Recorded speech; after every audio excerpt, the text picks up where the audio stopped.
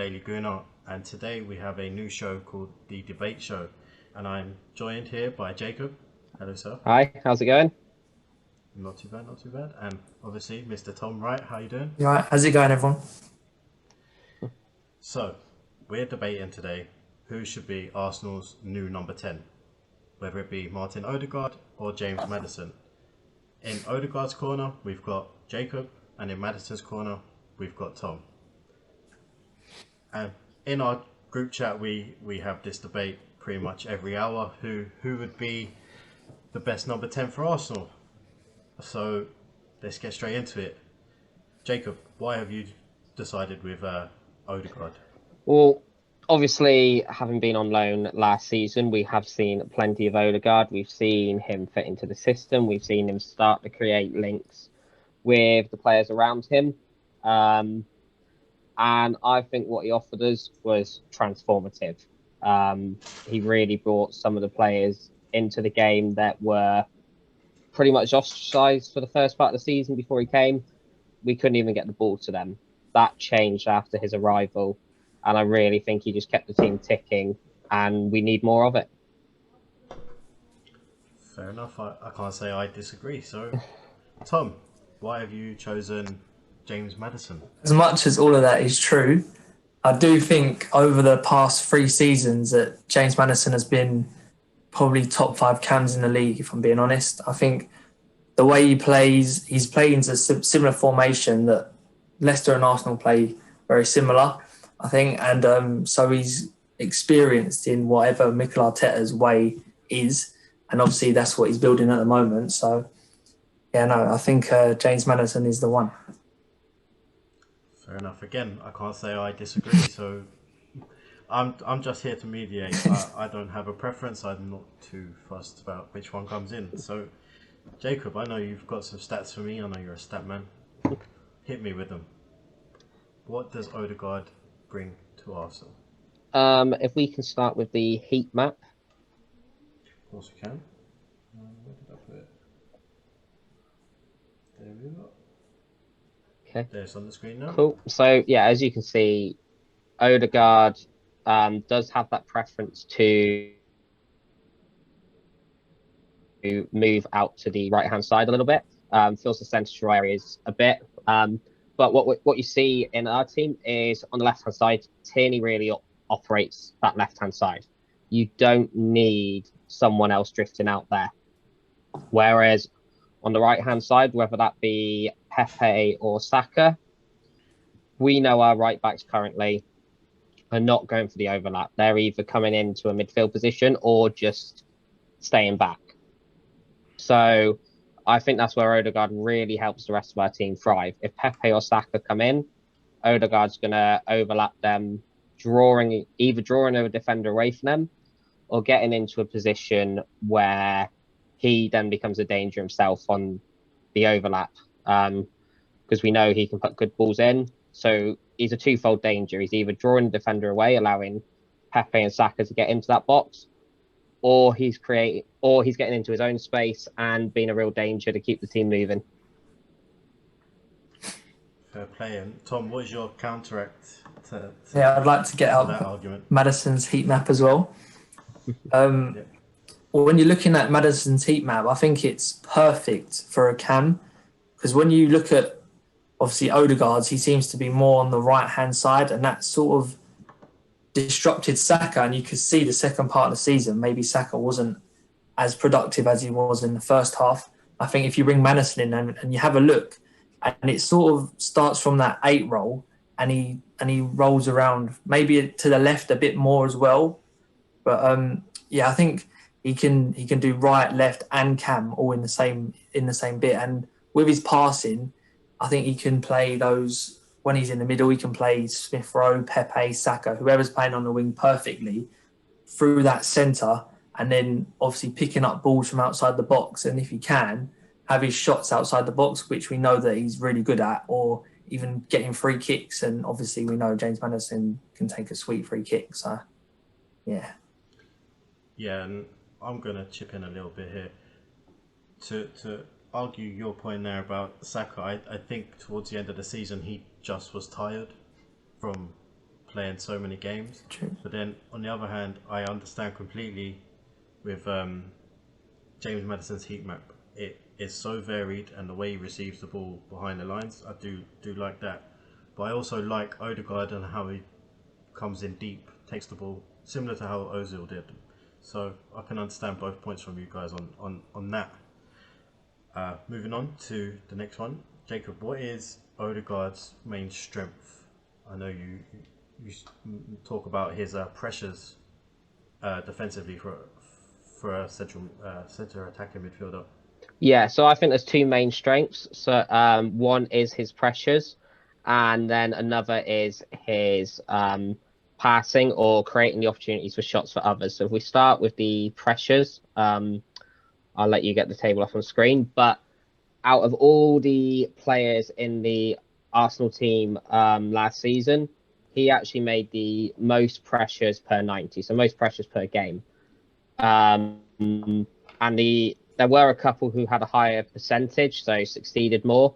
But Odegaard was really leading the line for the pressures. And Arteta actually said it himself. I believe it was after the West Ham game. He talked about he talked about him being a leader on the pitch. The way he steps on the pitch, he always wants the ball, and he commands the pressing for the team. So he's clearly executing Arteta's game plan. He's aware of what Arteta wants, and he's aware of how pressing that ball is really going to help us with the turnover. So I just think Arteta and Odegaard are really a good match for the team. Do you want me to carry on with the passes now or come back? It's completely up to you. This is your show. Go on then. I will carry it on. So if we can see the shot assist one, I'll just get that myself. So in general, this Odegaard was 12th in the league for the amount of passes made per 90. Obviously, there are certain players, like top of that was Kearney for Fulham. Obviously, he had the chance to make more passes. Odegaard is making these passes in more advanced positions, as well as averaging 44.9 passes per game. Best part of 92% of those were successful passes. That is a real high accuracy.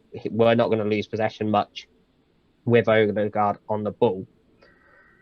And he also ranked 8th in the league for shot assists. So that's not out and out assists. That is how many of his passes are leading to shots from his teammates, not necessarily goals, but they have decided they're in a shooting position and his passes put them in that.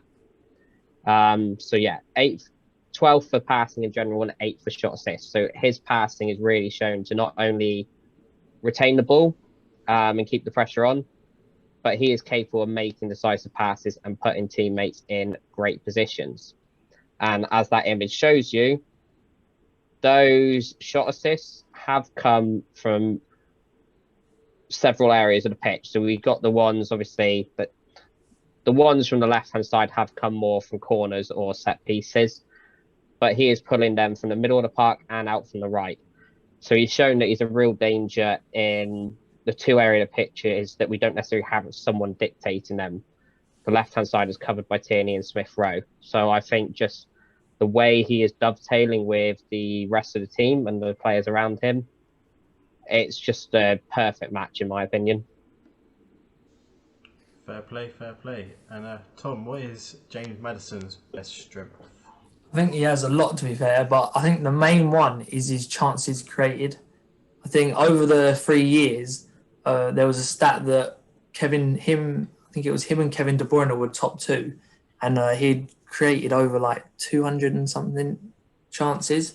And in the 2018-19 season, he created the most chances with 100 and scored more than three direct free kicks, which obviously Arsenal, we have a lack of free kick takers at the moment. We all thought Willian would be that person, but obviously that hasn't worked out. But yeah, with James Maddison, his chances created has been elite, I think, through the whole of his Prem career.